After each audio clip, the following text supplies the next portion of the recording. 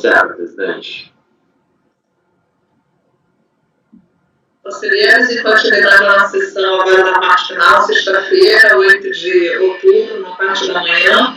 Mostra o processo item 106 da pauta de relatoria da conselheira Deli, recorrente usinas siderúrgicas de Minas Gerais, S.A. e Minas, interessado na Fazenda Nacional. Já chama também para o doutor Otto, né, desse processo 106, e o 108, de relatoria da conselheira Lívia, recorrente Fazenda Nacional, interessado lá, cooperativa área industrial, já pode chamar também, por favor. E assim que entrar, a gente já começa.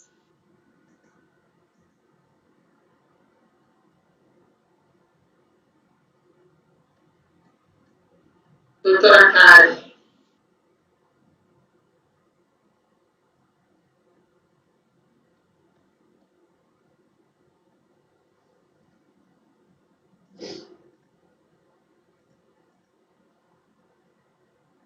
Doutor Otto, bom dia, seja bem-vindo à nossa turma, à nossa sessão de julgamento. Muito bom dia a todos. Bom dia. Eu vou pedir para o senhor deixar o microfone no silencioso e passar a palavra à conselheira Deli. Por favor, conselheira Deli, tem 106. Vamos lá. Falta de recolhimento de estimativa. Nada é simples nesse mundo. Recurso especial da contribuinte contra o acordo 1402.002.779. Caio participou do julgamento.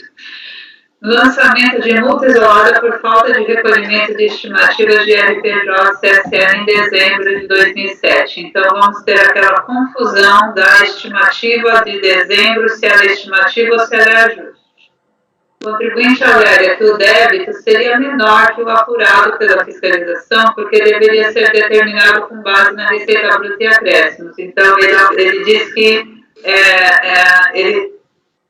a apuração da fiscalização seria com base em balancete de suspensão e redução, e ele, na verdade, ele afirma que o débito seria menor, né, por conta de receita bruta e acréscimos, e aí vem aquela discussão de alteração de sistemática de apuração de estimativa. Então, aqui a contribuinte pretende sair do balancete de suspensão e redução e ir para a receita bruta e acréscimos. O recolhimento foi feito em 31 de março de 2008, não corresponderia a valor devido no ajuste anual, mas sim a estimativa de dezembro de 2007, em atraso com erro de código, e que não precisaria ser acrescido de multa de mora em razão da denúncia espontânea. Então, se entender que esse valor não é do ajuste anual, então ele seria da estimativa de dezembro e teria sido pago em atraso, e aí vem a discussão da denúncia espontânea. Então, o litígio vai acontecendo em camadas, né? O colegiado da qual não admite a apuração da estimativa com base na receita bruta e acréscimos em razão de anterior opção por balancete de suspensão e redução. Por essa forma de apuração, haveria estimativa não recolhida em parte, que não foi quitada pelo recolhimento alegado porque é usado o código de ajuste anual, sendo mantida a multa isolada por falta de recolhimento de estimativa em dezembro. A contribuinte argui divergência quanto à possibilidade de alteração da forma de apuração da estimativa e o não cabimento de multa de mora no recolhimento em atraso. A PGFN contesta a admissibilidade das duas matérias porque as situações fáticas seriam diferentes e pede a manutenção do acordo recorrido. Esse é o litígio, presidente. Doutor, vou marcar seu tempo aqui, pode começar. Bom dia a todos, bom dia, presidente, bom dia, conselheira relatora. Mais um caso de estimativa aqui em julgamento pela Câmara Superior, multa isolada sobre estimativas que supostamente não foram recolhidas.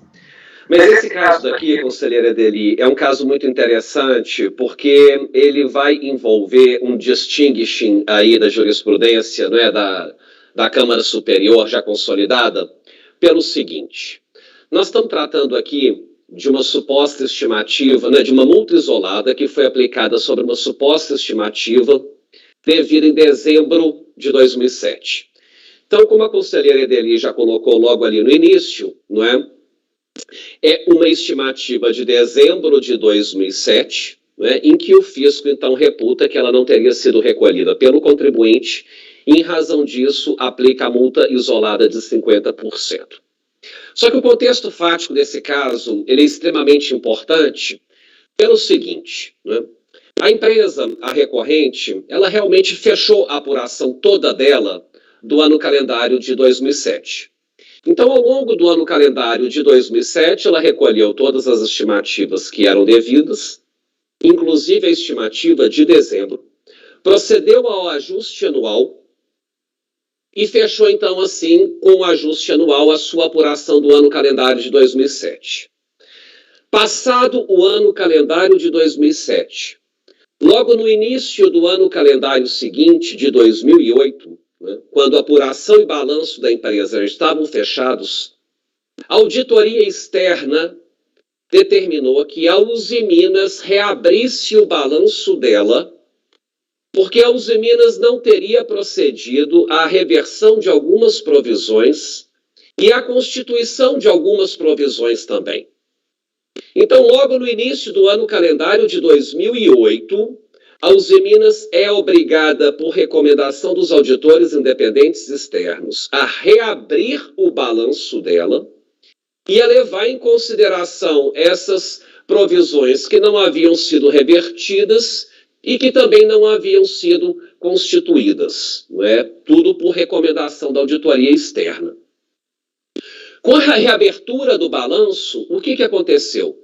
Quando a empresa, então, foi levar em consideração a constituição e a reversão dessas provisões, né, ela apurou ali, para dezembro de 2007, um saldo de imposto a pagar.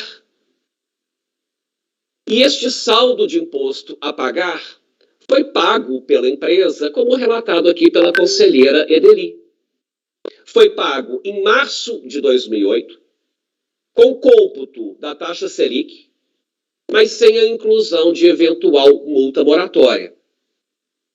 Isso está comprovado no processo que o valor sobre o qual o fisco aplica a multa isolada é exatamente o mesmo valor em centavos que consta na guia DARF, em que o contribuinte fez o pagamento. Só que o problema todo, ele vem nessa guia DARF, porque nessa guia DARF, o contribuinte, de fato, colocou o código de receita de ajuste anual, porque já tinha passado o ano calendário. Ele não colocou o código de receita de estimativa, embora os valores sejam absolutamente idênticos. E aí o fisco diz, então, olha, eu não vou aceitar o seu DARF como recolhimento de estimativa, primeiro porque ele não traz o código de receita de estimativa. Ele traz o código de receita do ajuste anual. E, em segundo lugar, porque você disse que a sua estimativa de dezembro estava sendo apurada com base em balancete de suspensão e redução. É demonstrado no processo que foram dois equívocos cometidos pela recorrente. O primeiro equívoco é justamente o código de receita do DARF, que ela deveria ter apontado, então, o recolhimento de estimativa, que de fato está recolhida, e apontou o ajuste anual. E o segundo equívoco, né, em razão da reabertura do balanço, foi dizer que a estimativa de dezembro havia sido calculada com base em balancetes de suspensão e redução.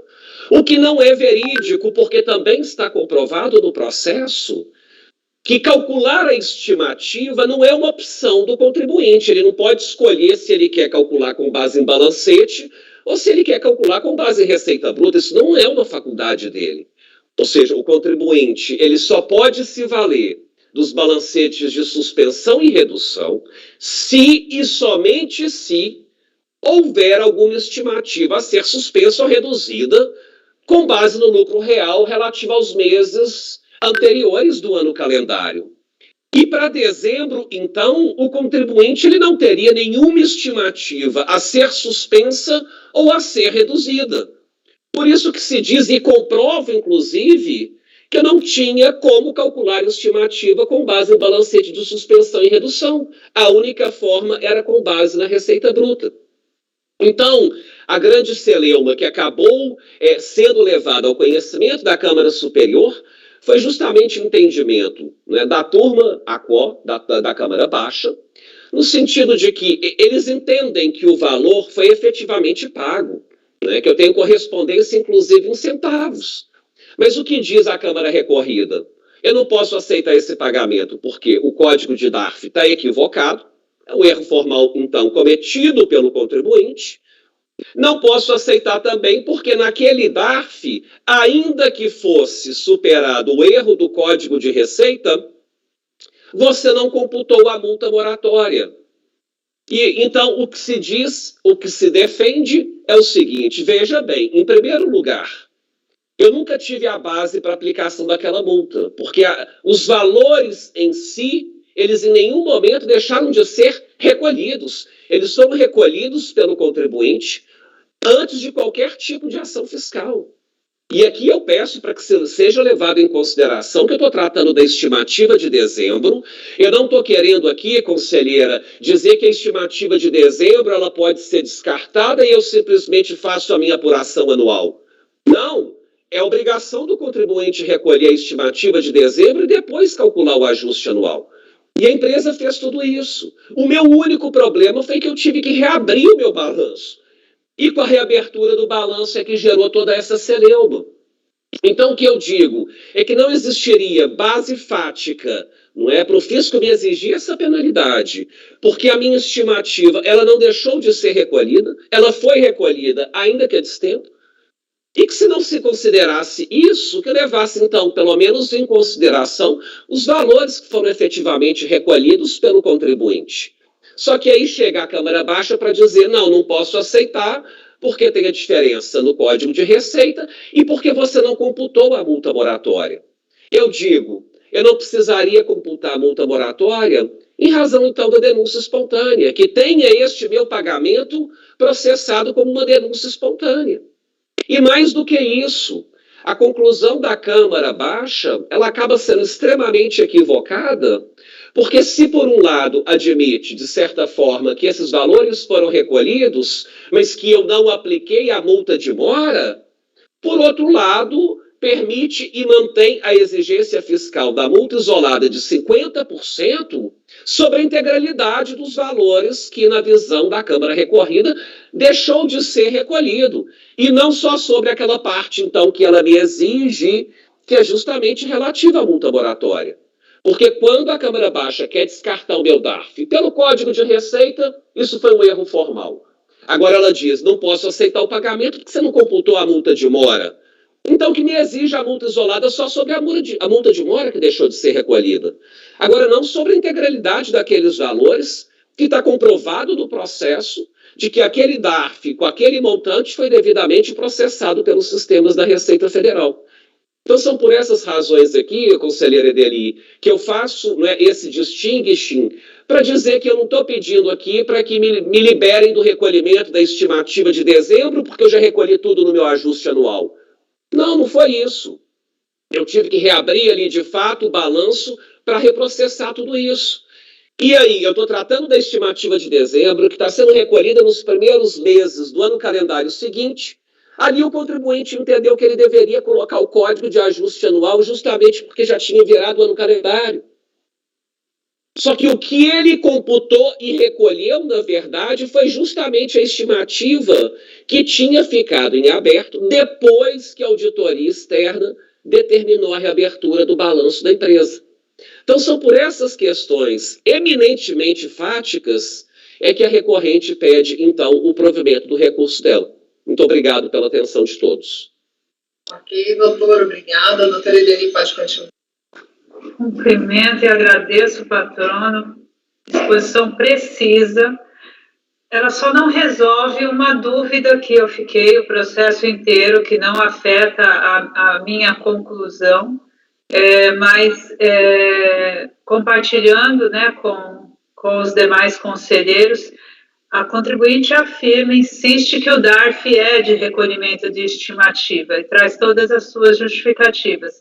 Mas seria perfeitamente razoável também que, a partir da demanda pela auditoria, ao reabrir o balanço de 31 de dezembro, identificando que haveria um ajuste que repercutiria em balancete de suspensão e redução também, né? Ou seja, ela já tinha apurado a estimativa de dezembro com base em balancete, suspensão e redução. Ao identificar um ajuste que repercutiria ali, mas vendo que a estimativa calculada com base na receita bruta e acréscimo já havia sido liquidada pelo pagamento anterior, ele afirmasse: eu não tenho que fazer não tenho que recalcular esse balancete de suspensão e redução, porque a minha estimativa devida com base em receita bruta e acréscimo já foi satisfeita.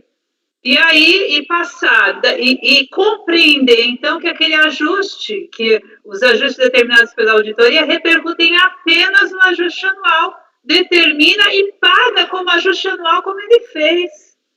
Né? Isso seria uma realidade argumentativa possível, né? Não é trazida, mas só para circunstanciar para vocês que eu tive essa dificuldade ao longo do processo, mas não busquei mais esclarecimentos a respeito, porque isso não é determinante para a minha decisão. Em relação à admissibilidade, inicialmente, eu não posso conhecer desse recurso na parte que se refere à denúncia espontânea, então, o meu voto é por conhecer parcialmente apenas em relação à possibilidade de mudança de forma de apuração de estimativas, ainda que o acórdão recorrido trate de lançamento de multa isolada e o paradigma de indébito de estimativa, em ambos a questão era quantificar a estimativa em razão da forma de apuração que o sujeito passivo poderia adotar. Então, vai ter essa circunstância que não sei se é relevante para vocês decidirem. Né? O paradigma é um caso de compensação. Então, para determinar o débito de estimativa, o sujeito passivo alegava que tinha mudado a forma de apuração e lá foi admitido porque era de balancete de suspensão para receita bruta e acréscimos. E enquanto aqui o recorrido não admite nunca a mudança da forma de apuração de estimativas, então eu entendo que a divergência está caracterizada. Na matéria sobre multa de mora no recolhimento em atraso de estimativa, o paradigma não contempla a situação semelhante à presente, que tem a peculiaridade de, antes de se falar em mora, admitir que o pagamento seria de estimativa de dezembro de 2007 em atraso e não de ajuste anual. Né? Então, deixa eu ver, acho que eu vou ter que ler. Merece acolhida a objeção posta pela Procuradoria ao conhecimento do recurso relativamente à denúncia espontânea no recolhimento de estimativa mensal, não cabe a aplicação de multa de mora. Enquanto os paradigmas indicados pela contribuinte se limitam a avaliar o cabimento da multa de mora em face de recolhimentos de estimativa em atraso, o acórdão recorrido analisa também a conversão de recolhimento de RPJ-CSL apurado no ajuste anual em recolhimento de estimativa mensal de RPJ-CSL. A partir dessa circunstância, ele vai afirmar que a estimativa não foi recolhida, que o recolhimento é de ajuste. Tá? Então, isso é de todo determinante para dizer se o recolhimento foi em atraso ou não. Então, eu primeiro preciso decidir se esse recolhimento é de ajuste ou de estimativa, e o recorrido toma esse recolhimento como de ajuste, tanto que por isso mantém a multa isolada integralmente, porque a estimativa não foi recolhida. Então, tem essa premissa, né, que é o que a gente vai resolver na divergência superior, né, mas em relação a essa daqui, existe essa circunstância de não se debater propriamente o atraso, porque o recolhimento não é reconhecido como de estimativa. Então, é sob essa premissa diferente que o recolhimento se referia a ajuste anual, não se constatou qualquer atraso que demandasse a apreciação da possibilidade de exclusão de multa de mora. Por isso que nesse primeiro ponto entendo dessemelhantes e não conheço. A dessemelhança está em aspectos determinantes para a solução do litígio.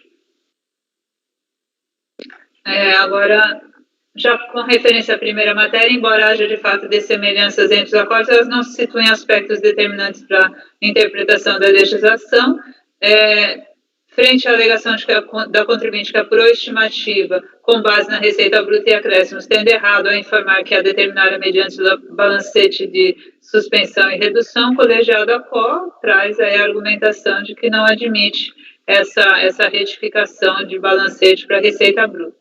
O paradigma 9101-3030, por sua vez, analisou o direito creditório utilizado em compensação, que teria sido recolhido a maior, contexto em que essa primeira turma decidiu ser possível a formação de indébito mediante alteração da forma de apuração de estimativa justamente de balancete para a receita bruta. Então, entendo caracterizada a divergência nessa matéria e conheço parcialmente do recurso apenas em relação à possibilidade de retificação do erro de opção, apuração de estimativa com base na receita bruta versus balancete de suspensão, ou, mais propriamente, de balancete de suspensão para a receita bruta.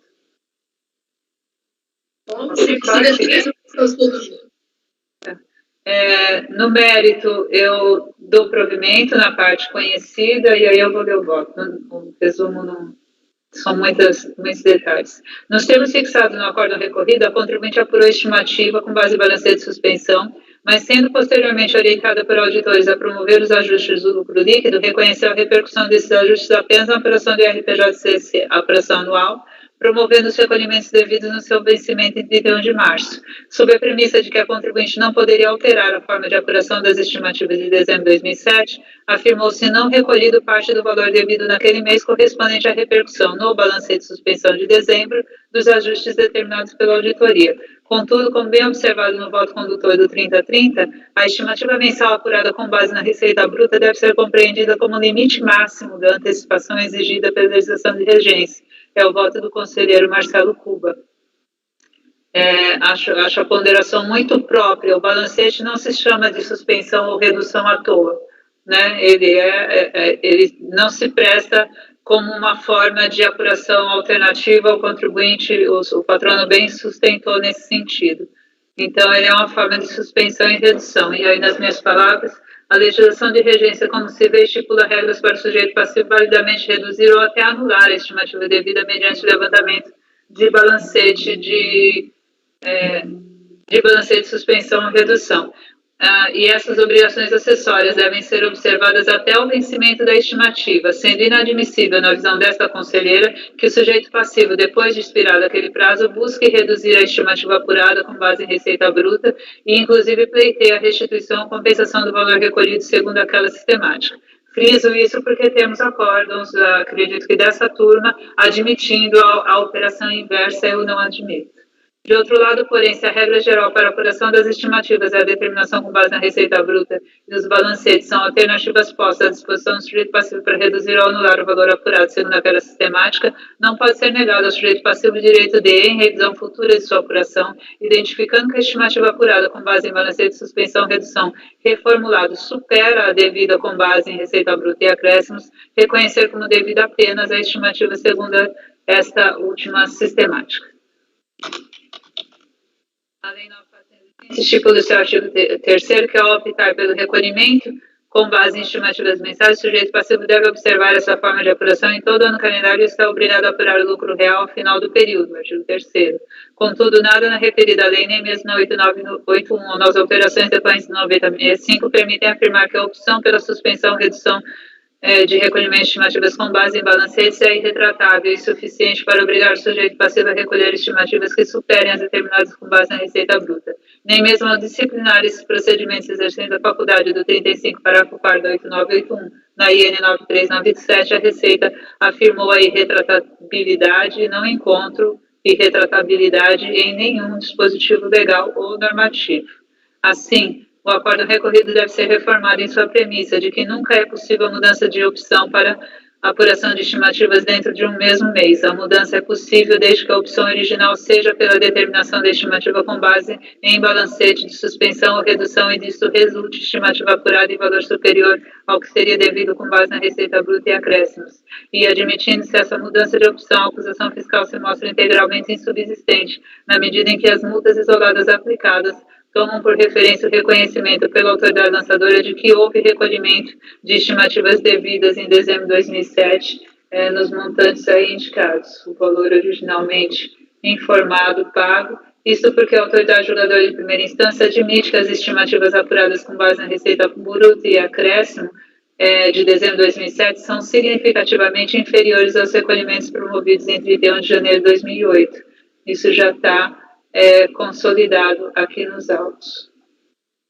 Assim, não remanescem evidências de estimativas não recolhidas que possam autorizar a manutenção de qualquer parcela das multas isoladas lançadas nesses autos.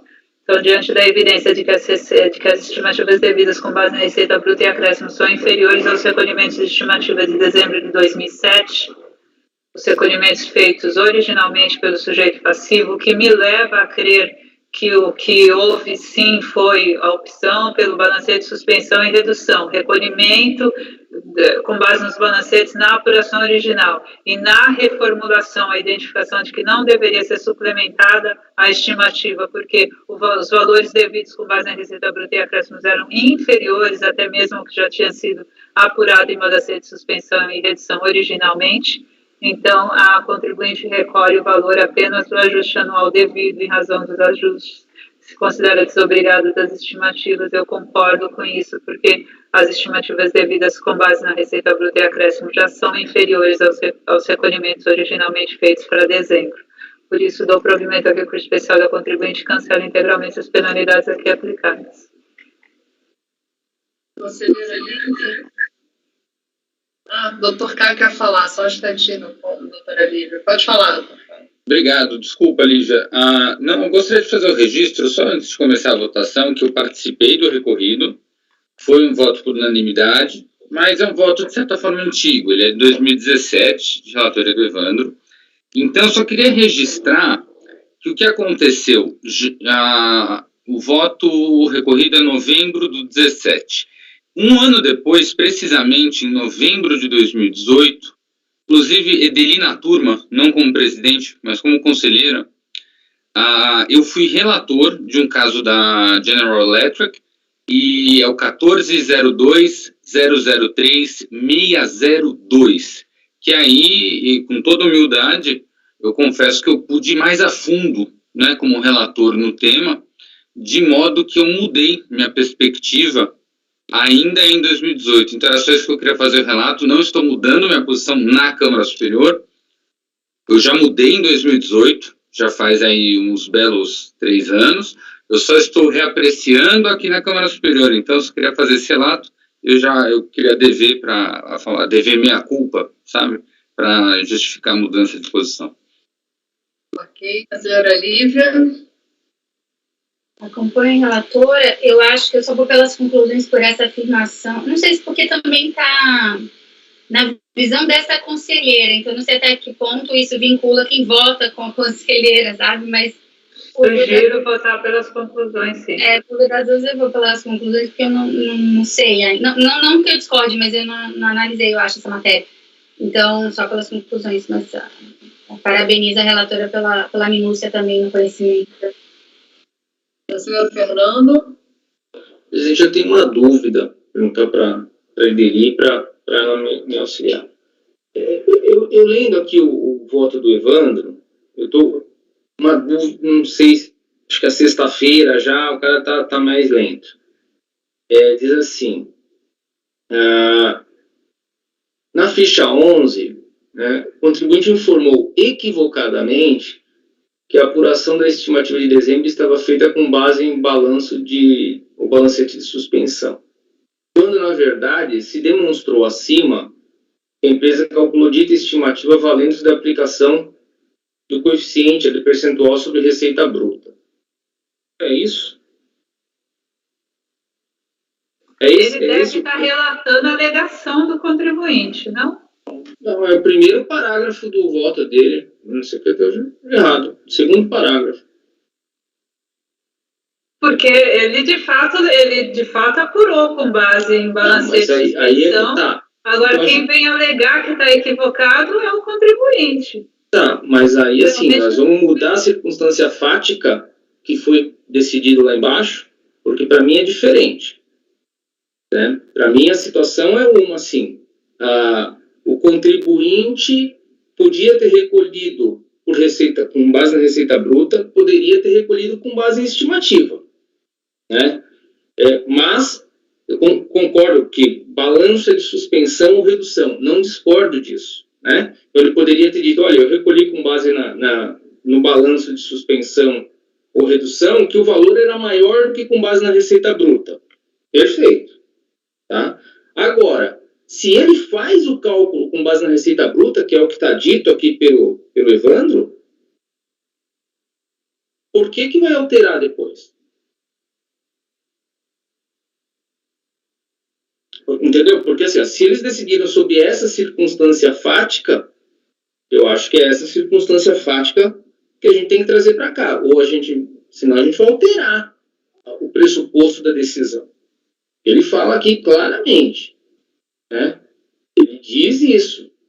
Conforme se demonstrou acima, a empresa calculou dita estimativa valente da aplicação do respectivo percentual sobre a receita bruta. Então, o momento 2 pode ser isso também, Fernando. Claramente aí eu sugiro para você que... Não, entendeu? Porque eu acho que o que eu estou lendo no voto do Evandro, eu concordo com o voto dele. Eu concordo com o teu voto também, só que são duas premissas diferentes. E aí eu acho que a gente não vai dirimir divergência. Tanto é que eu concordo com o dele e concordo com o seu. Entendeu? Eu não sei, eu vou ficar com vista dos autos, porque eu fiquei com dúvida nesse ponto aqui, porque se for isso que eu estou olhando, eu vou não conhecer. Porque aí não é essa. Acho que não foi essa. Acho que lá me parece que ele olhou e falou, olha, eu estou olhando, você fez o cálculo com base na receita bruta e acréscimo. Então agora como é que a gente pode alterar esse pressuposto? Entendeu? Aí, se for isso, aí eu acho que é outro contexto. Então eu vou pedir vista, presidente. Eu acho que é mais fácil também para não... Senão continuo olhando o acórdão para te convencer do contrário, mas... a escolha é sua. Se você já vai pedir vista, então eu paro de olhar aqui. Não, meu Deus, se você conseguir. O conselheiro Caio, que pediu a palavra, depois a gente resolve a questão da vista. Conselheiro Caio. Fernando, eu vou tentar te ajudar, espero não te atrapalhar. O seu conhecimento de contabilidade é imensamente superior ao meu, mas eu acho que a gente pode fazer aqui uma simplificação do argumento do Evandro, que eu acho que é um pouco por aí. O que o Evandro se prendeu à época era que, assim, a partir do momento que inicialmente, e na minha opinião, eu não entendo que o Evandro considerou como fato que inicialmente o contribuinte fez um cálculo de recolhimento com base em receita. Ele inicialmente fez balanço de suspensão e redução, e isso é fato incontroverso no acórdão do Evandro. Aí o Evandro ele considerou como única alegação do contribuinte, eu lembro bem, eu estou lembrando bem desse julgamento, erro, tanto que a gente meio que tratou muito como se fosse um julgamento de erro de decomp ali. E aí o Evandro ele falou, olha, na verdade a alegação do contribuinte é improcedente. Ele julgou quase com base em lógica jurídica, porque eu não posso falar em erro se eu não estou dentro do mesmo modelo. A partir do momento que o contribuinte primeiro procedeu a um balanço de suspensão e redução, e depois de refeita a apuração, ele decidiu por outra modalidade, né, de satisfação disso, não há de se falar em erro, então é improcedente a alegação dele, ponto. Então ele foi muito formalista. Entende o que eu quero dizer? Ele falou, o erro você só fala se você está dentro do mesmo objeto. Como o contribuinte trocou de objeto, erro não é. Mas como ele só alegou isso, eu estou negando o provimento. Acredite, é essa a premissa. E outra coisa que eu ia dizer, eu acho que é muito natural, e eu concordo mais do que ninguém, eu acho que a preocupação do Fernando, presidente, desculpa, é importante registrar isso, é muito legítima, e eu acho que a gente tem que tomar cuidado e ser coerente de manter a nossa rigidez de trabalhar em cima das premissas de prova e de fatos que foram fixadas lá embaixo. Paciência se a gente perceber aqui em cima que é diferente. Mas nesse caso, Fernando, eu acho que a premissa fática do Evandro continua a mesma da Edeli. A única questão é que ele fez uma abordagem para a resolução do recurso, acredite, na minha visão, dentro dessa simplicidade. Entendeu? A alegação de erro. Tá bom, vamos ver se houve erro. Olha, estou vendo aqui que, na verdade, houve um câmbio de modalidade. Só de falar em erro dentro da mesma modalidade. Se eu troquei de modalidade, não é erro, então é improcedente com a alegação. Então é isso. Ok, doutor Caio, passar para o lado da doutora Eteli, depois a gente resolve a vista, porque também a gente vai ficar debatendo em cima. Eu não tenho dúvida nenhuma que o trecho que você mencionou é reprodução, é o Evandro falando das alegações da contribuinte, Fernando, não tenho dúvida nenhuma. O voto dele começa aqui na frente, verifica-se para o IRPJ que é a regra de apuração. Isso aqui, os outros parágrafos anteriores, é tudo alegação. Ele começa, a recorrente alega, 2 pontos. Aí, olha, isso aqui tudo é alegação. O voto começa daqui para frente. E não, ele não poderia manter a multa isolada se ele não reconhecesse que a aplicação é de balancete de suspensão em dezembro. É o único pressuposto para existir a suplementação da estimativa em dezembro de 2007. Ele tem que partir desse pressuposto, senão a receita bruta e acréscimo é bem inferior. Então, ele tem que partir do pressuposto que a opção é balancete. Aí, a contribuinte é que vem com essa construção que gera dúvida sobre qual que é a opção dela, porque a receita bruta seria menor. Então, que vai induzir aquela minha dúvida inicial, que teria outra construção argumentativa possível, plenamente válida, mas que a opção inicial era balancete de suspensão, não tenho dúvida. Ainda mais quando a DRJ vem no final e mostra, olha, o que seria devido por receita bruta e acréscimo seria bem menos do que ele já recolheu. Né? Então, eu acho que... Você me convenceu por um ponto. Por 2 pontos. Não, assim, por 2 pontos depois do final do primeiro parágrafo. Isso aí, né? Por um ponto não, por 2 pontos. Porque, na verdade, como ele não mudou a formatação, eu achei que ele estava falando aqui, né? Pô, eu não ajudei nada, Fernando. Os dois pontos da Eteli, né? Aí tudo bem. Então, vou só deixar registrado assim, eu já julguei vários casos que eram o contrário, né? O contribuinte recolhe com base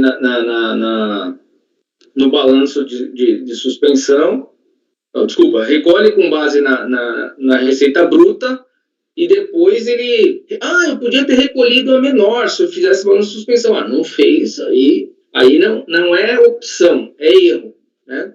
Pode até se misturar eventualmente, mas a receita bruta é sempre uma opção válida. Se ele escolher receita bruta, ela é válida, né? A não ser que ele prove que ele calculou errado com base na receita bruta. Coeficiente errado, colocou uma receita a mais, sei lá, né? Agora, o inverso, de fato, o balanço, ele é balanço de suspensão e é balanço de redução. Aí, realmente, então, retiro aqui, foi bom, não preciso nem estudar à vista, os 2 pontos e a falta de formatação estão arrebentando. Eu estava achando que era a alegação, ele está, na verdade, trazendo os fundamentos do recorrente, né? Então, acompanhe. Panzé. Esclarecido aqui que não estamos diante de premissas diferentes, eu acompanho a relatora. Matosinho. Com a relatora. Alexandre. Com a relatora, presidente. Caio.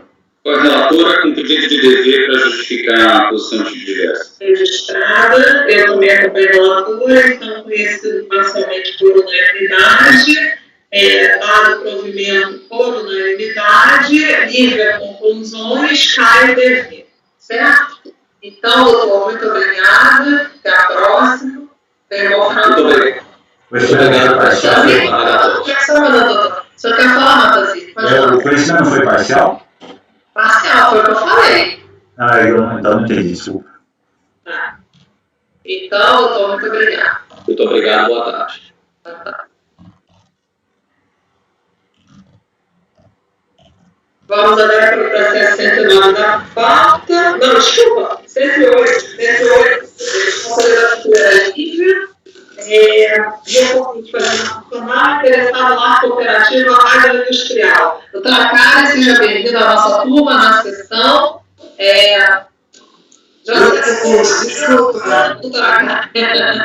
Olha só, eu estou compartilhando a tela com vocês. Tá, mas pode compartilhar, por favor, que vamos ao relatório. Não, porque eu estou fazendo um monte de coisa errada aqui, porque eu acho que eu estava compartilhando a minha agenda. Não, a apresentação está lá, tá? Tá bom. Tá tranquilo. Mas dia a todos. É um enorme prazer revê-los, ainda que virtualmente, viu? Obrigada. Pedir a doutora Lívia, então, para começar. A doutora Karen, peço que estamos acompanhando excelentes duas. Vamos lá, doutora Lívia, pode começar. Recurso de divergência interposto pela Fazenda contra a Ordem 13.01003.717 de 2019, em que a turma decidiu, entre outras questões, afastar os critérios de rateio aplicados às despesas e custos de indiretos da cooperativa, excluindo o crédito tributário decorrente desse ajuste, e coloca que a emenda negrita a parte decidida aqui. É inválido o lançamento que, alegando inobservância ao parecer normativo 73/95, desqualifica o critério de rateio de despesas e receitas indiretas adotado pela cooperativa, mas se afasta dos parâmetros fixados no mesmo parecer normativo quando da apuração do crédito tributário. Por exemplo, processo então trata de apuração de IRCS referente a 2005, lavrado em razão de erro na apuração do resultado relativos aos atos cooperados. Especificamente a questão de critérios de rateio aplicado à despesa e custos indiretos. A Fazenda alega que a decisão recorrida diverge do paradigma 11.01.00.1013, que decidiu que os custos indiretos devem ser rateados proporcionalmente às receitas. Então, em síntese, a Fazenda sustenta que, diferentemente do recorrido, o paradigma afastou o entendimento firmado em sua declaração de voto para confirmar a legitimidade do critério firmado pela fiscalização na apuração do rateio de despesas indiretas. Segundo a segregação analítica, diversamente do parecer normativo 73 de 75, transcrevo aqui a alegação da Fazenda. Então, temos aqui um paradigma que decidiu pela segregação analítica como produto, dizendo que é possível essa segregação analítica porque a situação ali era complexa, e o caso do recorrido que fala, se a Fazenda quer atuar, ela tem que atuar com base no PN 73/75. Ela não pode pegar um outro critério e fazer, por exemplo, como foi o caso pelas receitas totais, proporcionalizar a receita total e não por produto. Então, o presidente da Câmara deu seguimento ao recurso nesses termos. O sujeito passivo apresenta comprovações questionando a admissibilidade do mérito e também apresentou recurso especial, mas o segmento foi negado e a decisão agravada tem que ser firmada por despacho em agravo.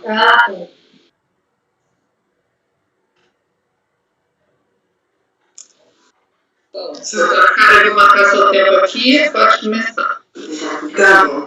Eu vou até compartilhar uma tela, porque, na verdade, esse é um caso simples. Eu até tenho uma certa dificuldade em entender o conhecimento desse recurso, dado que a gente tem uma situação fática bastante diversa, apesar de ser lançamento pela mesma fiscalização, na mesma cooperativa, apenas nos calendários diferentes. Aonde que está essa diferença, né? Está passando a tela, presidente? Desculpa. Sim, vamos ver. Tá bom. Estou olhando a capa. Passou. Tá bom, eu não consigo ver. Então, a gente tem aqui o calendário 2005. Teve um outro auto de infração, anos calendário 2006 a 8, e depois a gente teve 9 e 10 em outro processo. Então, são 3 processos. A gente tem uma situação aqui em que eu tenho a cooperativa, ela tem atos cooperados, atos não cooperados, custos diretos apropriados devidamente aos cooperados e não cooperados e custos indiretos rateados, né? Despesas e custos indiretos rateados. A cooperativa fez esse rateamento segundo um critério por resultado, por produto, individualizadamente por resultado. Ela não segue o parecer normativo 73 de 75. Vem a fiscalização e deixa muito claro, está aqui o motivo da fiscalização, ela deixa muito claro, deixa eu achar aqui só onde está o motivo, mas a fiscalização ela deixa muito claro o seguinte, olha, o contribuinte utilizou indevidamente como base para rateio das receitas e despesas o resultado bruto de cada produto, e ele deveria ter proporcionalizado pela receita total nos termos do parecer normativo 7375. Muito bem. O que acontece?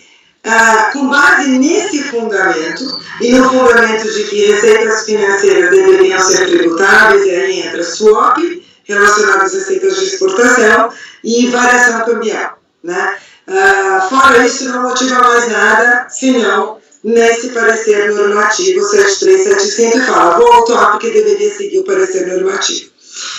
Esse caso e o caso de 2008 para 2009 e 10 ganharam a unanimidade, inclusive no último caso, com a Fazenda não interpondo recurso, né? Essa foi a decisão, Fazenda por unanimidade de votos, mesmo lançamento, Fazenda não interpôs recurso, justamente porque é um vício material na medida em que o motivo de lançamento foi exclusivamente não ter seguido o parecer normativo 73, no sentido de pegar receita de atos cooperados e não cooperados versus receita total, encontrar o percentual e aplicar este percentual para custos e despesas indiretos. Isso não foi o que a fiscalização fez, mas o motivo do lançamento foi exatamente esse. Foi dada nulidade por vício material, Fazenda não recorreu. O único caso em que o auto foi apenas parcialmente cancelado é esse que foi utilizado como paradigma. Contudo, ele não se presta a paradigma. E por que não se presta a paradigma se é a mesma autuação? Por uma razão simples. Em ambos os casos, tanto no acordo hora recorrido quanto no utilizado como paradigma, não se nega a validade do parecer normativo 73 e 75. Inclusive, naquele caso, se estipulou que o fiscal não teria deixado de seguir o parecer normativo. E por quê? Porque o fiscal foi instado já na delegacia a retificar e complementar o lançamento. Então, naquele caso, houve uma retificação e complementação do lançamento. Eu olhando isso, quando eu peguei esse caso, eu olhei aquele e falei, puxa, mas deveriam ter explorado que nessa retificação e complementação ele fez conta de chegada para não mudar o valor do crédito tributário, mas na verdade ele tinha mudado toda a metodologia até chegar naquele crédito tributário, todas as planilhas foram alteradas. Tanto assim que esse caso, em embargo de declaração, saiu a decisão ontem, após um laudo pericial, foi demonstrado que ele não seguiu o parecer normativo, e que se fosse para contestar, ele arbitrava ele seguir o parecer normativo, porque outra ordem que tivesse não estava fazendo sentido, foi cancelado, e em embargo de declaração declararam a nulidade do lançamento. Mas, o que acontece? Fato é que naquele caso houve uma retificação e complementação do auto de infração. E a relatora, naquele caso, ela manteve o lançamento só para o período que não estava decadente após essa retificação. Então, o período de 2006, naquele caso, foi cancelado pela decadência, porque o auto foi alterado. Esse mesmo auto foi lavrado para os anos de 2005, 2009 e 2010. Ora, os anos de 2009 e 2010, como visto, não foi instado a fiscalização a retificar e complementar, foi cancelado por vício material, a Fazenda não recorreu. Esse caso é de 2005. Ele é anterior, portanto, também não foi retificado, em tão pouco complementada a motivação do lançamento. Nesse sentido, se eu aplicar o paradigma, se este ano calendário estivesse no paradigma, ele estaria cancelado, como cancelado foi o ano de 2006, já que esse paradigma é do ano de 2005. Portanto, não se presta paradigma. Se prestar paradigma, deve ser aplicado o mesmo teor da decisão para cancelar o ano de 2005, porque se fosse suficiente a retificação do lançamento, estaria decaído. Só que este lançamento não sofreu sequer aquela retificação entendida como necessária. Portanto, a situação fática idêntica no lançamento é totalmente divergente daquela que foi votada, porque aqui não houve retificação. Se esse caso fosse idêntico, ele estaria cancelado, que tivesse ele dentro desse lançamento, porque ele é de 2005 e aquele lançamento cancelou em 2006 por vício material. Justamente por decadência, justamente porque só veio a complementação posteriormente. A Fazenda, inclusive, acho que acaba se confundindo, tamanha confusão desse lançamento, que ela se confunde e ela pede para apurar pelo resultado. Pelo resultado é como o contribuinte apurou, né? Então, o que a fiscalização contesta é que deveria ser aplicado o parecer normativo, que não foi pela fiscalização empregada. Né? Veja só, pelo parecer normativo, o que ele deveria fazer? Um exemplo aqui básico, né? Eu tenho atividades cooperadas e não cooperadas. As não cooperadas, nesse meu exemplo, que é só simbólico, representam 40%. 40% sobre as despesas indiretas daria 8%. O que ela faz? Ela pega a proporção do contribuinte por produto, para depois fazer uma nova proporção da receita total. Então, nesse caso, ela aplica 20 sobre 40 para o primeiro produto, 40 sobre 26 para o segundo produto. É óbvio que os números são diferentes, mas eles são muito mais divergentes ainda do que nesse exemplo. Peguei apenas 3 produtos nesse exemplo. Ah, mas aí fica até mais fidedigno, porque está pegando a proporção por produto. Isso não é verdade. O contribuinte pegou a proporção por produto porque ele estava olhando para resultado. Tanto que essa proporção é hora pela entrada, hora pela saída. Se existe ou não produção no meio do caminho. Porque ele estava olhando para custo de produção, para resultado. Então é óbvio que isso aqui, ele faz sentido se olhar para resultado, mas se eu olhar para alocação indireta, de acordo com o parecer, que é a sistemática que a gente usa para regimes diferenciados de PIS e COFINS, etc., é óbvio que eu não posso olhar como se eu estivesse olhando para resultado, porque senão vai dar divergência necessariamente. Então, veja, isso aqui é da tabela da fiscalização e é exatamente isso que ele faz. Um duplo rateio e segue uma proporção hora por entrada, hora por saída, como se ele estivesse se baseando em resultado. Depois ele vai para a receita, então é percentual de receita sobre percentual de critério de resultado, mas não é só. A confusão maior é aquela que é objeto de retificação no primeiro áudio, que nesse não foi. Se ele chega num resultado, vamos supor, ele tinha um resultado bruto de terceiros aqui não cooperados, aí ele soma não só esse rateio que ele faz misturando dois códigos aqui, 2 critérios nas despesas, ele soma receitas. Então ele tem a linha B e a linha D, que ele soma aqui de receitas que não estão explicadas no auto de infração. Como também não estão explicadas o montante das despesas indiretas. Ele mexe em todas as despesas, em todas as receitas, e se a gente olhar no TVF, o fundamento é o rateio pelo parecer normativo e a receita que foi julgada na turma ordinária, que é a receita financeira, que não tem nada a ver com esse cálculo. Esse cálculo fica ininteligível, como era no outro auto, de toda a miscelânea que ele fez de mexer em todas as receitas e despesas que não estão motivadas, é a mesma fiscalização de todos os anos calendários, o mesmo erro, e que não foi objeto de retificação nesse lançamento. A turma ordinária ainda salvou, no meu ponto de vista, o crédito tributário relacionado às variações cambiais, mas ela manteve até o montante da variação cambial do cálculo demonstrado pelo contribuinte, reduzindo aquele da fiscalização. Por quê? Porque o contribuinte mostra a variação cambial relativa às receitas cooperadas e não cooperadas, mas ele não tributa nenhuma das duas, porque ele relaciona isso a uma receita de exportação.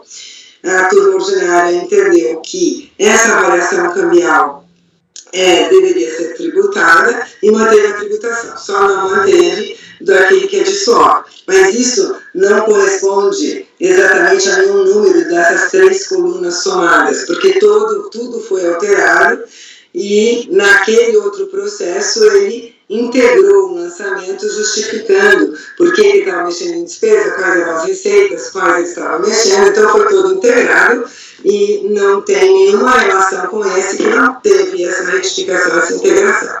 Concluo novamente dizendo, seguindo a lógica do próprio paradigma, este ano o calendário de 2005 estaria cancelado como foi no calendário de 2006, caso a gente estivesse na mesma situação fática de lançamento retificado.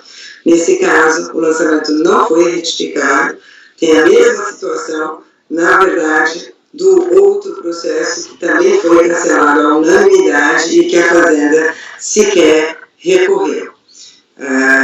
Essa assim, então peço que o não conhecimento do recurso por divergência na premissa fática, ou se conhecido, que seja aplicado exatamente na linha do paradigma, que não foi retificado, a retificação seria necessária para ajustar esses cálculos. e, de qualquer forma, não seguiu o parecer normativo, não poderia usar um critério que misturasse dois critérios, resultado e receita bruta, e que misturasse hora entrada, hora saída, como se estivesse se pautando só em resultado, e não tivesse essa motivação especificamente no lançamento, tampouco a descrição de todos os demais ajustes efetuados. E é isso, senhora presidente, agradeço a atenção, acho que não passei do meu tempo, falei bem rápido, mas acho que não passei do meu tempo. Muito obrigada. Obrigada, doutora Maria Povalo, agora não sei bem. Tá vendo? Doutora Lívia, pode continuar. Quanto ao conhecimento, primeiro questionamento do direito passivo quanto à admissibilidade é que a recorrente estará buscando rediscutir provas, né, fatos e provas. No caso, o acórdão recorrido realmente fala, cumpre reconhecer a incongruência do critério adotado pela fiscalização por rateio.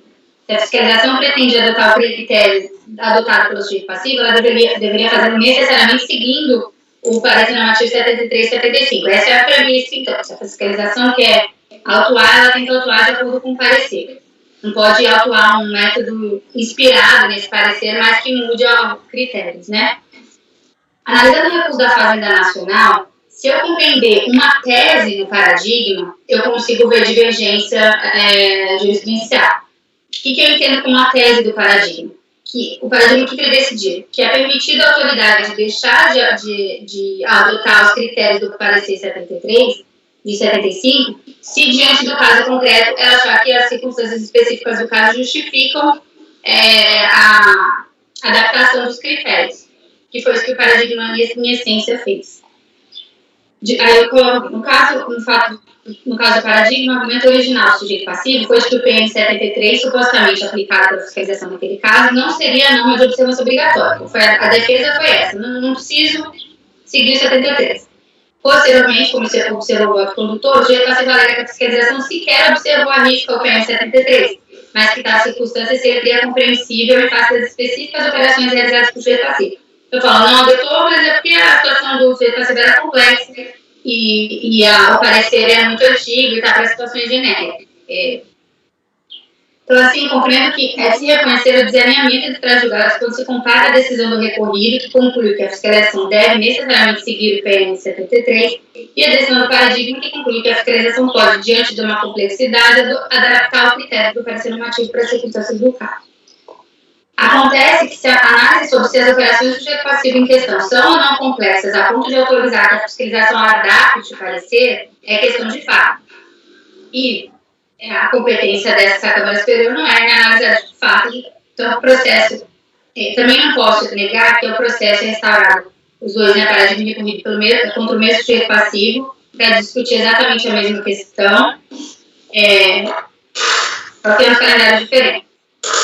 Exatamente no âmbito do processo administrativo final 2011-04, foi proferido o paradigma 1101 aqui dos atos. E vale observar por oportuno que nos atos do outro processo mencionado no trecho acima transcrito, final 2003-20, foi proferido o acórdão 401, citado como fundamento de decidir pelo voto condutor do recorrido. Então, diante de atuações do mesmo conteúdo contra o mesmo sujeito passivo, com diferença substancial exclusivamente no calendário, não vejo como não reconhecer a existência de divergência, mesmo que a questão de fundo possa de alguma forma tangenciar a análise de matéria fática. Em tais casos, a questão se resolve limitando o espectro do conhecimento do reitor especial diante da competência dessa turma, que é solucionar a divergência. Então, eu vou pegar, diante desses fatos, o que os julgados disseram e se há divergência desse julgado. E aí eu compreendo que o reitor especial pode ser conhecido, porém, exclusivamente sobre o que se decidir, em tese, se é ou não legítima a autoridade fiscal adaptar os critérios do parecer normativo 73 diante de eventual complexidade. Então, essa premissa do recorrido de que a atuação necessariamente tem que ser pelo PN 73 é válida ou não. E aí eu coloco, em caso de resposta negativa, eu mantenho o recorrido. Tem que aplicar, se aprovar, tem que atuar pelo 73, senão a atuação está errada. Já se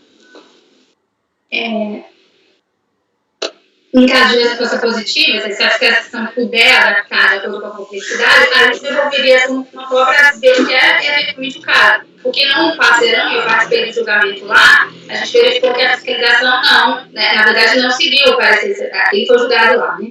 não teria seguido o parecer. Então, a atuação estaria errada por não ter seguido. Mas eu entendo que eu não posso entrar nesse mérito aqui, porque eu estou na cabeça superior, eu tenho que dirimir só a divergência e não entrar no fato. Então, eu faço meus erros pessoal nesses termos. Aí eu observo que o recurso, o senhor também questionando a admissibilidade, alegando a ausência de divergência, esse, no caso do paradigma, a discussão sobre a nulidade era outra e envolvia a própria compreensão do lançamento. Nesse ponto, as contrarrazões se limitam a mencionar trechos de voto referente ao argumento acerca da ausência de compreensão do lançamento, sendo claro que, sobre o prisma da análise dos argumentos acima tratados, o acabamento e o paradigma podem ser tidos como divergentes nas teses jurídicas neles expostas, que vão além da questão da nulidade. A justiça se valega subsidiariamente, como se não bastasse, caso superada a impossibilidade de exame fático probatório, que se estende nesses autos a mesma determinação de ajuste de cálculo do paradigma. Não obstante, uma vez delimitado o conhecimento ali, como eu disse, a questão não é de se entrar no cálculo, e sim o máximo de... não vou analisar também eventual decadência, nada disso, a questão é só... seria de alterar a premissa do acordo e devolver para a turma para analisar os fatos do caso. Então, eu conheço do recurso nesses limites, presidente. De novo, colocando limites ao conhecimento para tentar delimitar a análise fática pelo colegiado. Vamos fazer a formada aqui para a gente verificar e para a gente avançar.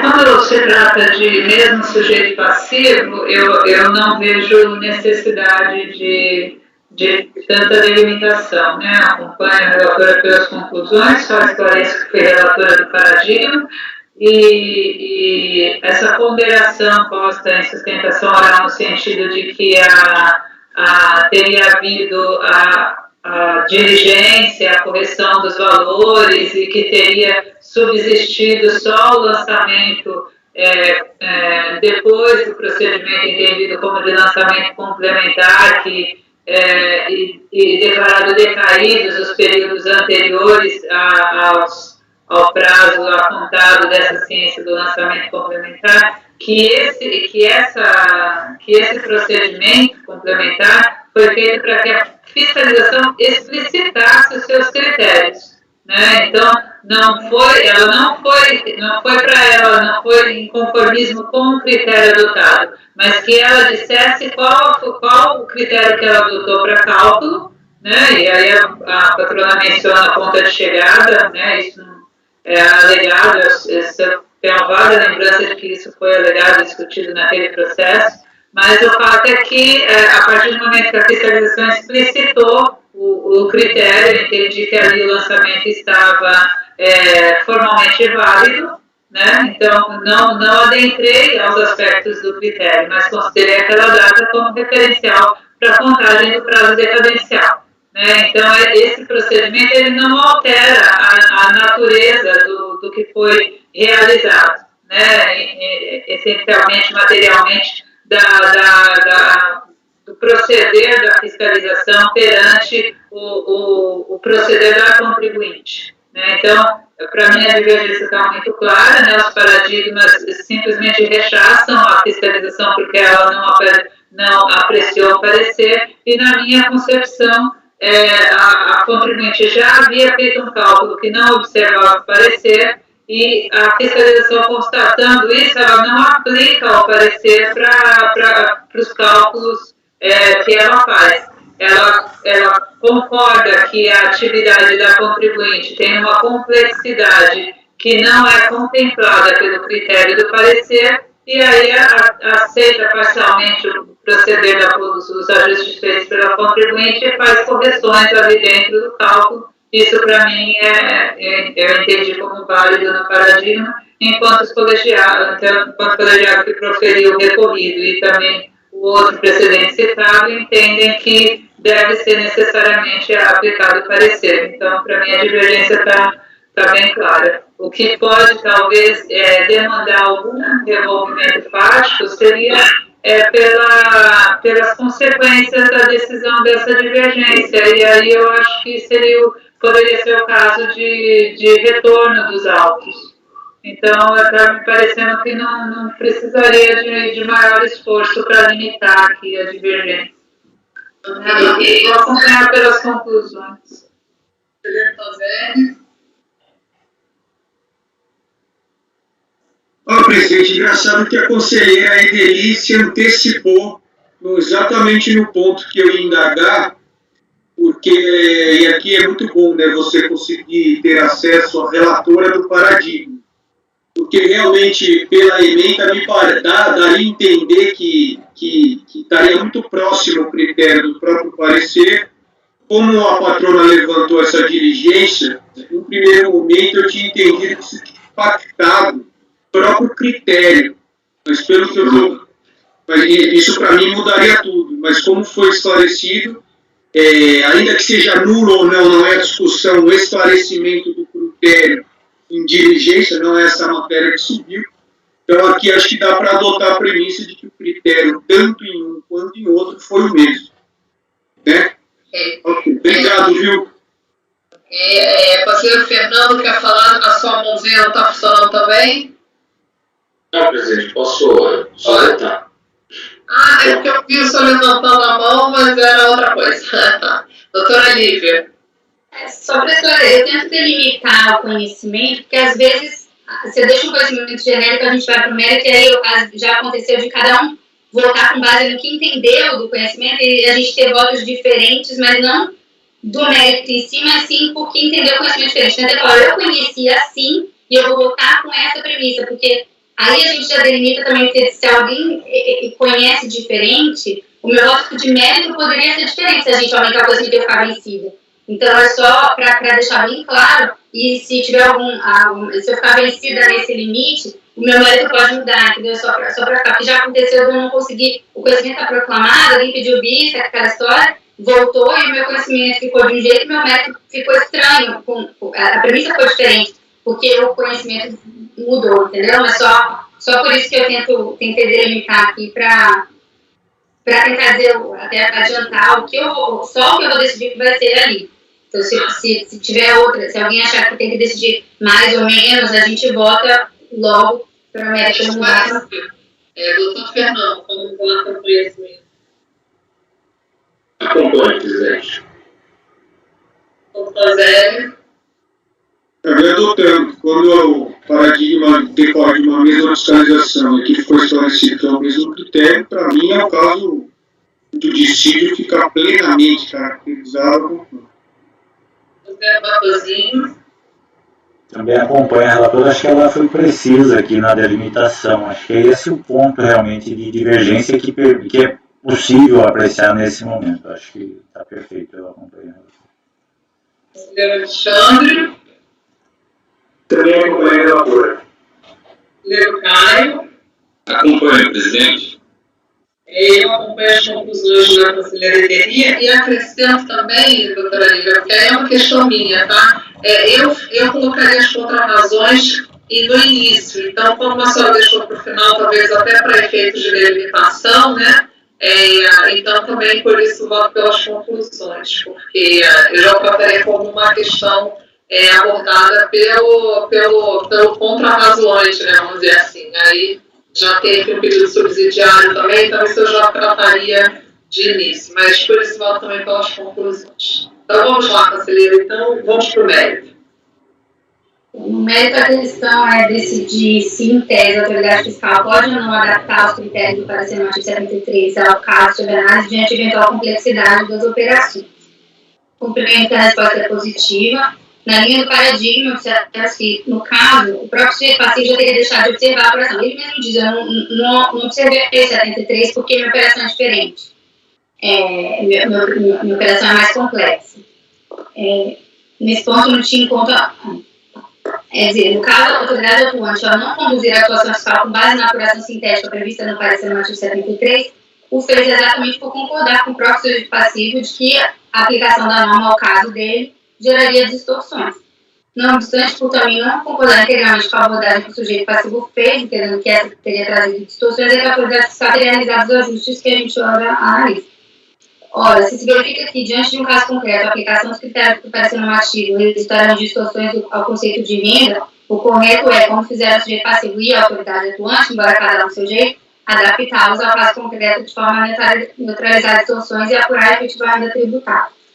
De fato, não se pode dirigir os critérios de parecer normativo com premissas insuperáveis em caso que a aplicação não leve a efetiva operação da REN. A adoção de normativos da Receita Federal pode, no máximo, eximir a cobrança de acréscimos, né, artigo 100 do CTM, mas os normativos não têm a função de alterar o conceito de renda previsto na legislação, portanto, prevalece.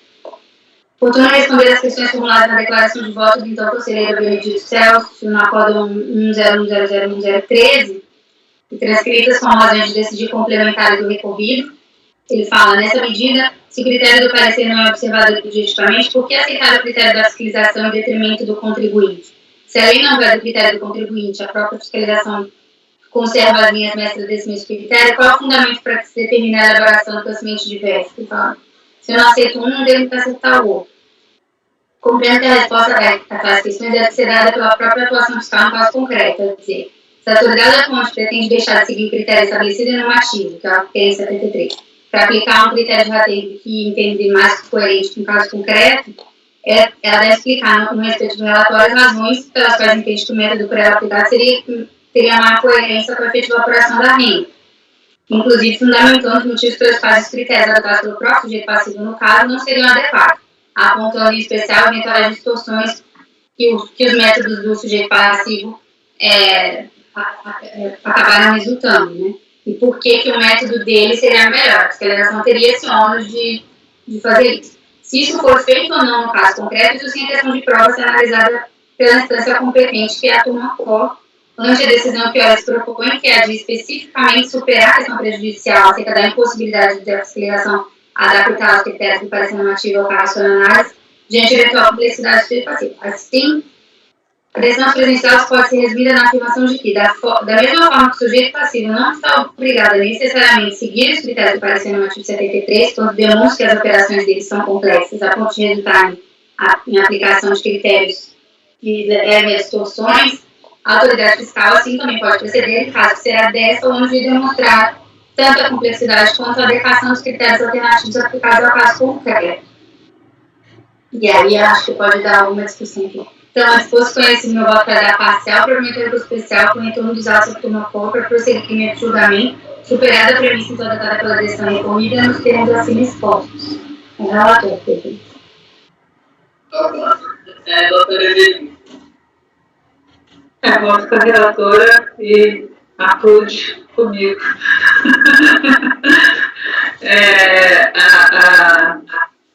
Isso me incomodou muito no julgamento do processo, né? Um parecer de 1975 que analisa operações ali já em 2000, né, de uma cooperativa com severa complexidade, né, em que a gente pode ter o rateio de despesas com base em produtos que pouco demandam da cooperativa para realização das despesas, né, mas geram uma receita significativa. Então, quando se falava em receitas, né, se pensava em cooperativas que operam ali com uma simplicidade de produtos, né? Aqui a gente tem uma mega operação, né, de veios bem diferenciados, né, e que melhor se distinguem pelo resultado do que pela receita, né? Então, não me pareceu que isso afrontaria o parecer, né? Na verdade, o parecer não contempla essa situação, né, de como as operações evoluíram no tempo, né, e revelaram outras circunstâncias. Em 75 era razoável falar isso, né, diante da realidade das operações das cooperativas, né. Temos aqui um contexto bem diferenciado que, na minha visão, não foi contemplado no parecer e, por isso, o procedimento fiscal de ajuste me pareceu razoável e, inclusive, porque é adotado pela própria contribuinte, né, para promover ajustes sobre ele, e por isso eu acompanho a relatora. Ok, doutor Flavério. Só uma dúvida, vocês que participaram, mas porque assim, eu estou vendo esse caso pela primeira vez e estou pensando em eficiência e eficácia do deciso, né? Então aqui nós temos um recorrido que simplesmente falou, olha, se fundamentou no parecer normativo, não usou os critérios, portanto, o ajuste não tem como prevalecer. Aí a gente fala assim, não, realmente no plano conceitual, o o critério do parecer é passível de adaptações diante do caso concreto. Aí aqui a gente está dando, beleza, eu reconheço essa tese e mando devolver para o colegiado ACOR. A minha pergunta é, o que o colegiado ACOR vai analisar?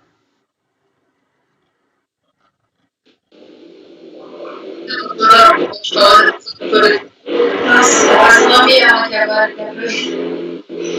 Eu até tentei colocar aqui na decisão, por isso que eu achei que ia dar discussão quanto a esse meu, entre aspas, direcionamento do colegiado ACOR, que tanto o contribuinte tem que justificar que o método dele está certo, quanto a autuação tem que justificar por que o método do contribuinte está errado. Então, eu acho que o colegiado ACOR tem que olhar a autuação e falar, tá bom, a autuação desconsiderou do contribuinte, mas ela diz por quê, e ela diz por que o dela seria mais adequado, e aí a autuação vai ser válida ou não válida, e aí depois no mérito, né, vai ser nulo ou não nulo. Se ela não disse nem por quê, aí seria, assim, eu já estou antecipando, seria o caso de nulidade, que foi o que eu decidi lá no 401. Se ela teria dito por quê, aí ela julgar o mérito, tá certo? O que mais reflete o conceito de renda, ou do contribuinte ou do fisco? E aí para o mérito disso. Mas eu acho que são essas duas discussões aqui que o colegiado teria que olhar a atuação e ver se ela está justificada em... Doutora Edith. Eu acho que aqui estão as minhas conclusões no conhecimento, porque eu acho que essa apreciação da Lívia demandaria de ter alegação nesse sentido.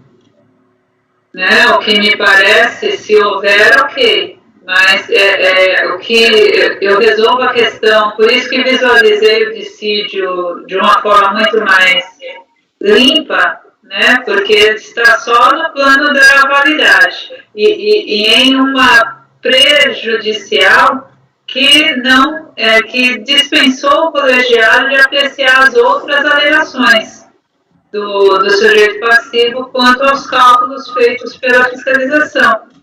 Então, quando você reformula a premissa do colegiado ACOR, admitindo que a fiscalização ela pode adotar um critério que não seja o do parecer, então, a partir daí tem que se apreciar todas as outras alegações da contribuinte decorrentes daí.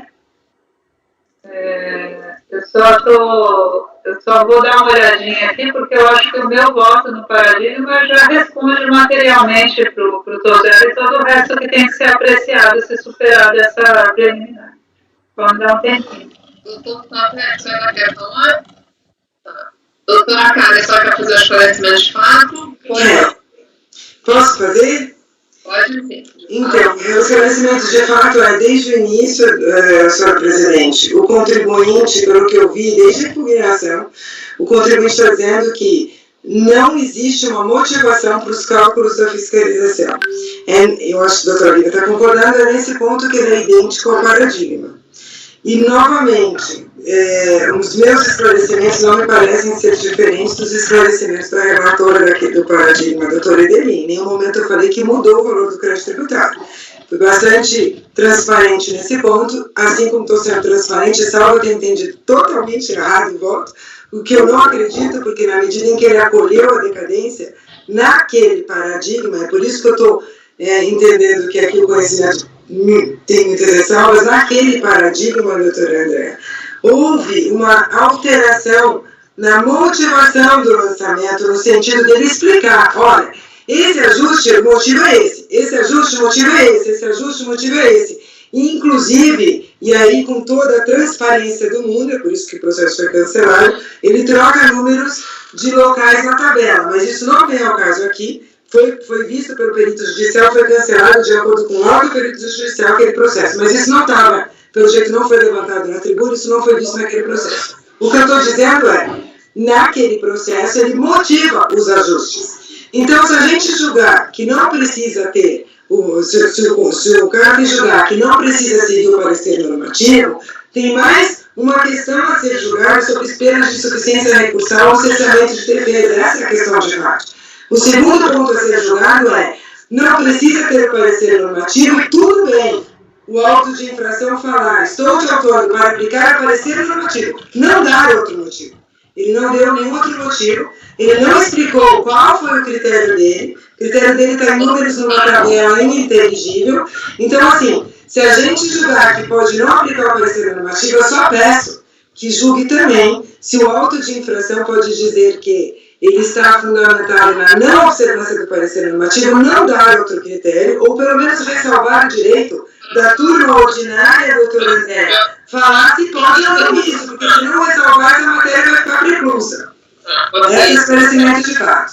Tá, ok, peço licença, porque precisamos votar, debater, e temos aí uma restrição de apoio para a transmissão. Então, peço sua compreensão também. Alguém mais quer falar ou podemos já iniciar a votação? Pois não, doutora Lívia, pode falar. Eu quis dizer isso que a doutora Karen disse no meu voto. Se alguém tiver uma leitura diferente, como anotar as palavras, né, vamos pular carnaval, como dizer o Felipe, me avisem que eu posso esclarecer. Mas eu quis dizer que a gente só está superando a questão de que a atuação não tem que ser pelo parecer.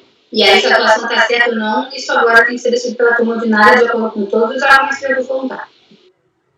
Ok, então, doutor Bebelê acompanhou a relatora. E peço, então, doutor Fernando, como vota? Não, presidente, complexos. Esses casos são muito, muito complexos, né? Mas eu participei do julgamento do recorrido, né? Aqui recuperando todos os pontos, né? E me incomoda o fato de pegar a parte que interessa do parecer e a parte que não interessa você faz do jeito que bem convém. Né? Então, me parte do pressuposto, porque assim, o Alexandre está aí, contabilidade de custos, né? Uma empresa que vai fazer uma contabilidade de custos e adotar diferentes critérios de rateio. Né? E quando alguém vai fazer auditoria, quer contábil, quer fiscal, você tem que olhar se o critério que a pessoa adotou ele é razoável ou não é razoável, se a empresa utilizou. Não existe um critério perfeito.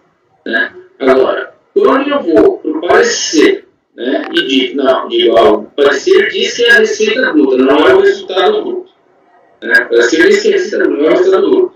Sem adentrar se o critério do contribuinte é razoável ou não é. E o parecer diz isso, eu vou seguir isso. Mas depois o parecer manda fazer de uma maneira sintética, né, fazer o rateio entre as cooperativas e não cooperativas, lá para você. Aí você adota outro critério, aí me parece que vai ficar um casuísmo muito grande, né, para se enquadrar determinadas condutas do contribuinte que eu concordo. Eu aceito. O que eu não concordo, eu faço esse outro tipo, e uma parte eu posso fazer uma mescla dos dois, que vai virar, na verdade, uma indefinição muito grande, sobre o ponto de todos estarem certos, todos estarem errados, sem nenhum critério. Né? Então, por isso eu vou manter o meu voto, que preferia acompanhar o voto do conselheiro Roberto, para negar provimento no mérito do recurso da Fazenda. Você pode falar. Só reiterando, né, que tive a impressão do adendo fático da patrona que haveria uma dúvida quanto à minha afirmação que fiz para o conselheiro Tozelli de que a compreensão foi de que a diligência teria apenas explicitado, né? É só enfatizando que o meu voto está pautado no artigo 41 do decreto 7574, que expõe os requisitos para lançamento complementar, e concluo, né, no meu voto, que o fato da omissão quanto aos procedimentos adotados para a quantificação da base tributável no serviço no 41 não significa estabilidade do saneamento, mas apenas que é desnecessária a lavratura de auto complementar. E mais à frente eu vou dizer que houve só a explicitação das razões da...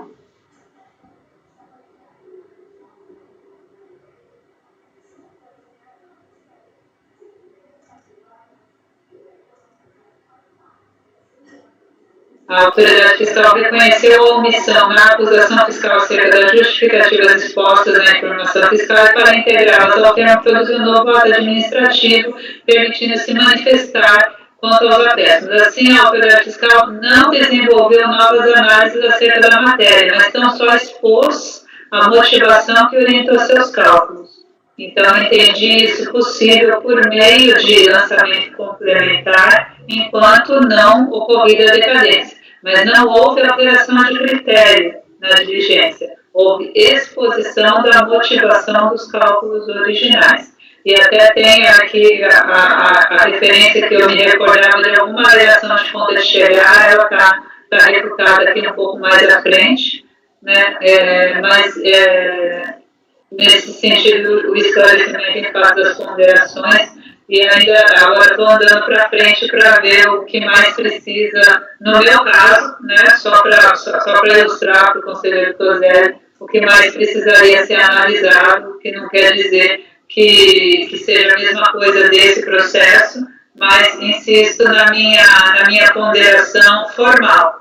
Né, o colegiado da COR não apreciou nada além do que acolher a alegação da contribuinte de incompatibilidade com o parecer. Então, a partir daí, se reformada essa premissa, os autos voltam para a apreciação de todos os outros argumentos da contribuinte. Né? Então, não vejo necessidade de especificação desse que a conselheira Lívia está colocando. Todos os outros teriam que ser. Aqui, talvez, na visão da conselheira Lívia, esse seja suficiente para manter o cancelamento do auto de infração. Mas isso é uma hipótese. Né, o colegiado que vai decidir isso e, a depender da condição dessa premissa, ele pode ter que apreciar os outros. Por isso, não limito a essa e restituo para a devolução de todos os argumentos subsidiários não apreciados. Ok, eu estou fazendo como vota. Só que eu vou. Vocês estão muito rindo, né, do que subiu, do que não subiu, se a motivação está inerente ao critério ou não. Presidente, e aqui é engraçado que eu me manifestei ali, eu vejo como é importante realmente no mérito, como agora estou bebendo do próprio veneno que eu questionei agora na reunião anterior, que eu me retratei, que agora realmente está o feitiço virando contra o feiticeiro, porque agora no momento do mérito, eu já tinha, né, levantado essa leve do conhecimento, mas o esclarecimento não mudou o critério. Mas, na verdade, quando eu falei isso, a motivação do critério, para mim, é determinante para o acórdão recorrido. Ele fala que é inválido, o outro ele esclarece o critério. E aqui ele não esclarece. Isso, para mim, é uma diferença prática fundamental e determinante para o recorrido. E aqui, com toda a humildade, pedindo milhões de desculpas novamente pelo colegiado, que eu falei, não, votou conhecimento, é irretocável, eu já vou mudar de opinião agora mesmo, abertamente, porque eu acho que esse esclarecimento no outro caso difere dessa situação fática. E aí eu não conheço nisso. E aí, caso vencido, eu vou seguir o Fernando, porque aí acho que a matéria vem o próprio digamos, o próprio meio de substituir o parecer normativo no caso sim. Então, reformulo totalmente, voto por não conhecer o recurso, porque esse risco de motivação para mim foi elegante. Esse, sabe tanto é que ele fala é inválido o lançamento, mas se afasta dos parâmetros, porque ele não entendeu o critério do que o fisco fez. Né? Mas concordo que, então, diviso do conhecimento para não conhecer, e caso vencido, voto por negar o provimento ao recurso fazendário, presidente. É o meu voto. Só ficar tranquilo, tá lá nos 58 parágrafos terceiro do Ricardo, tá? Só fique bem tranquilo. Doutora Lívia quer falar? Hoje não, depois o doutor Fernando. Eu só queria ler o final do voto para ver se deixei isso claro. Por isso, meu voto para passear por meio do recurso especial, com retorno dos autos da turma COPA, prosseguimento do julgamento do recurso voluntário, superada a premissa então para a decisão recorrida quanto à obrigatoriedade de autuação, seguir o parecer normativo 73 e 75. Isso esclarece. Doutor Fernando. Presidente, talvez eu tenha convencido o Toselli no mérito e agora ele me convenceu no conhecimento, tá? Então estou reformulando meu voto também para não conhecer e, caso conhecido, mantenho para negar provimento. A doutora Edith Monteiro, conhecimento nos termos das conclusões da relatora. Né? Confirmo, acho que essa dessemelhança de aqui não ter havido a diligência vai afetar lá na frente o passo 2, porque o colegiado da COL, ele não olha, ele não chega a ter dúvidas quanto aos critérios de cálculo adotados pela fiscalização, porque ele resolve o caso na prejudicial. Eu não admito que você não tenha usado os cálculos do parecer. Então, ele nem tem a dificuldade que eu tive de entender o que tinha sido autuado, para buscar e olhar detalhadamente a questão da... Talvez tenha até a ligação. Aqui não tem, né? Porque aqui não teve a diligência, né? Lá tinha a diligência e toda a arguição de nulidade do lançamento por alteração de critério. Mas, uma vez superado esse aspecto, a gente olha, tem que superar primeiro a questão formal, se pode ou não adotar um critério diferente do parecer, isso é inconteste, foi outro critério mesmo, né? Então, nesse ponto, eu vejo que os dois colegiados operaram em cima de circunstâncias fáticas. O referencial fático para essa divergência é muito simplório.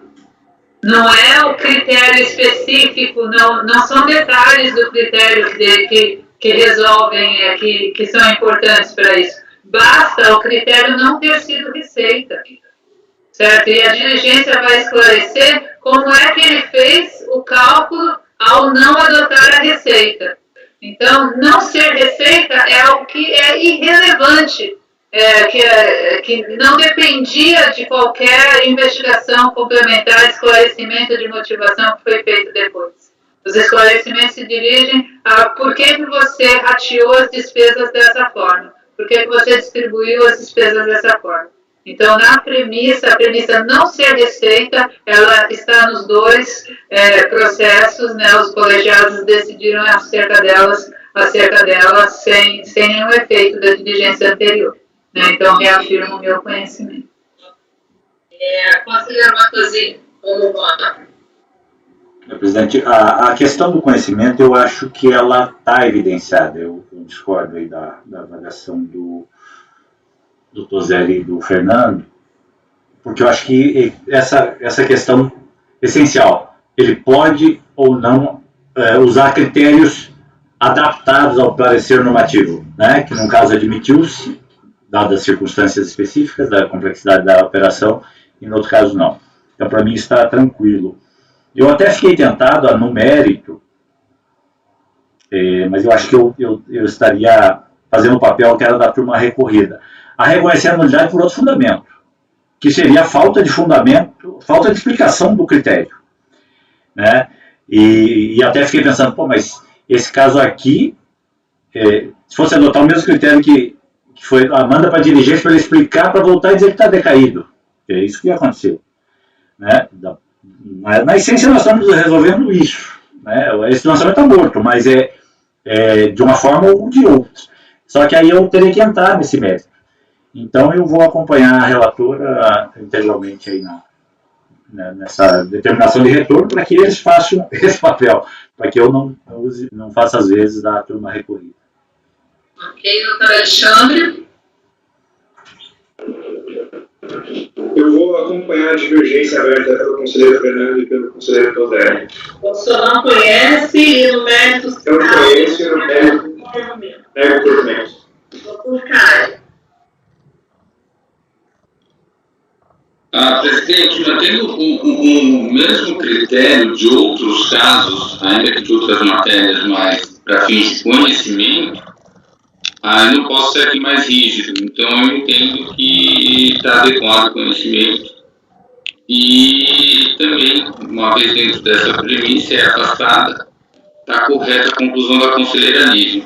Então, Eu acompanho a relatora. Ok, eu também acompanho a relatora. Então, ficamos conhecido por maioria, vamos lá, conhecido por maioria, Eteli e Andréia, conclusões, vencidos Fernando, Toselli e Alexandre, que negaram conhecimento. Quanto ao mérito, dá provimento parcial por maioria, com retorno à turma ACO, vencidos Fernando, Toselli e Alexandre, que negavam o provimento. Alguém deveria? No conhecimento, Andréia dele conclusões. Já falei. Tá. Alguma dever, alguma coisa? Pode fazer dever das nossas conclusões, André. Tá, então dever dele, pode falar, doutor Toselli. Presidente, aqui, se eu tiver tempo, não prometo aqui que a patrona está ouvindo, mas se eu tiver tempo, eu vou fazer devido. Não põe manifestação de texto, mas sem compromisso, por gentileza. Dever dele, dever Toselli. Doutora Karen, muito obrigada pela sua participação. Eu agradeço. Eu só queria pedir na relatoria para, por favor, deixar claro que eu posso ainda ter os julgamentos de que não tem essa motivação de qual foi o critério, porque senão vai parecer que eu não tenho a mesma situação do paradigma. Se esse lançamento tivesse no paradigma, a doutora Beni acolheu a decadência com a turma de 2006 justamente porque foi necessário motivar, explicar o critério. Aqui a gente só tem explicação que não seguiu o parecer, não tem explicação qual foi o critério, mesmo lançamento. Teria sido julgado junto, esse lançamento estava cancelado por decadência. Então, porque foi exatamente assim que foi julgado o outro. Eu só não posso deixar essa matéria não ser votada.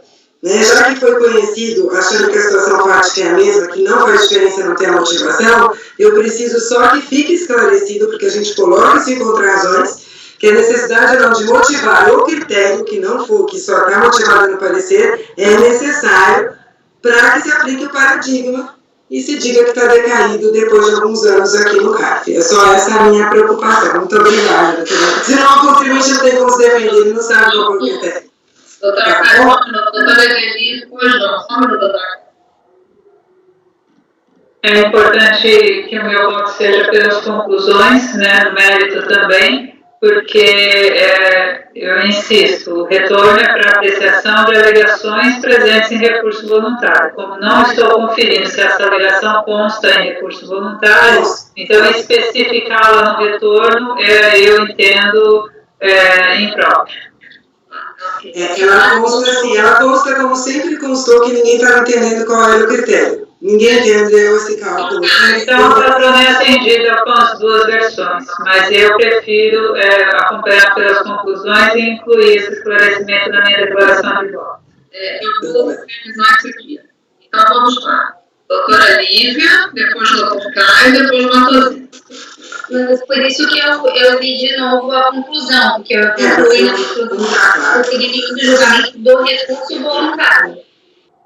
Ou eu posso colocar dois argumentos do recurso voluntário. Assim, eu também acho que eu tenho a mesma posição da doutora Deli, só até pedindo se está diferente para me esclarecer também, porque eu me esclarecer a redação, porque eu estou querendo dizer a mesma coisa, se não está claro na redação. Eu quero prosseguir no julgamento do julgamento. Analisa tudo, mas pode falar doutor Caio e depois Matosinho.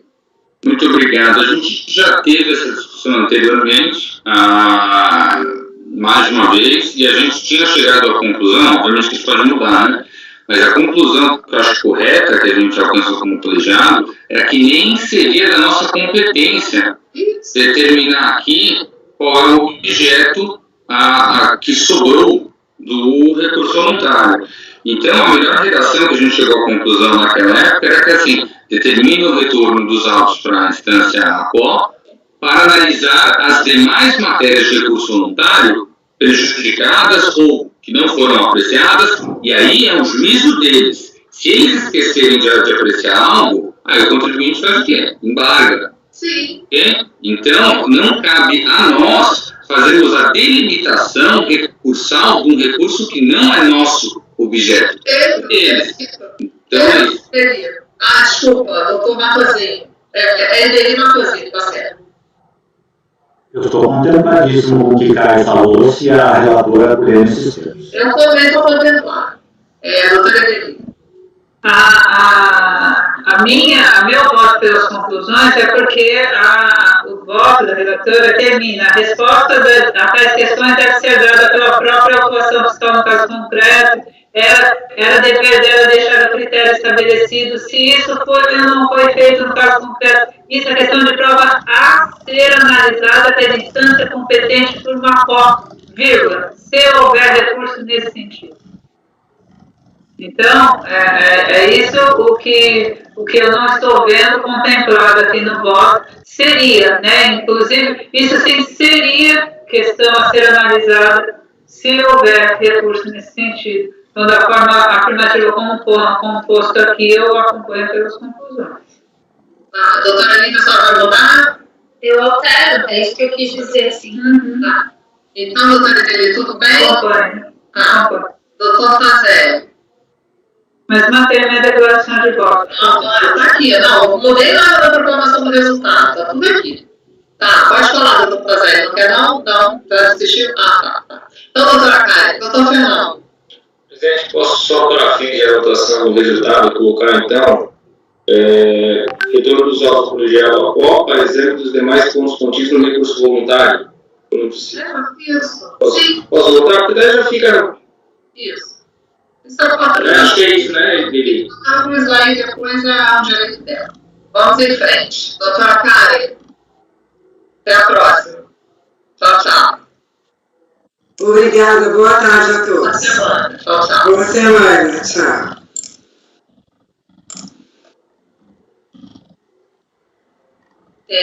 Fabimar, então vamos parar agora para o almoço e a gente retorna às 2h20. Você vai ter, tá? Vamos combinar. Então, conselheiro às 2h20. Fabimar, depois a gente vê. Interrompeu a transmissão? Interrompi, presidente.